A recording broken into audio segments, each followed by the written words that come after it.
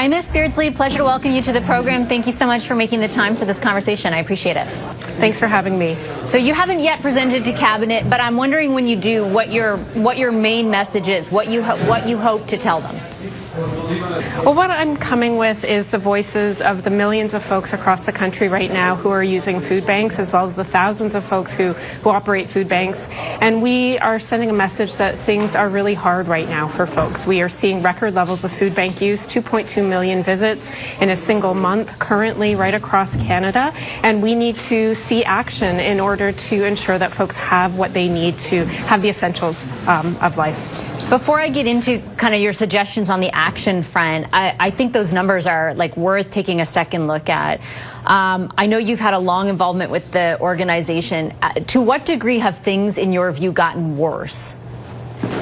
It's shocking even to those of us in the field to see the numbers grow as they have. Since 2019, food bank use in Canada has doubled. These are community organizations that are showing up to make sure that their community members, their neighbors, are fed.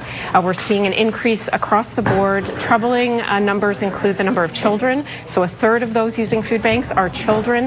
We're seeing an increase in single adults who tend not to be seen in legislative priorities. We're seeing an increase in seniors. And, you know, one of the troubling things that we're seeing is an increase in the number of people who are employed, who have jobs, who are now turning to the food banks across Canada. And I remember you kind of sounding that alarm now for a few years, right? That this idea that people who are employed are still very, very much in need. What does that say to you?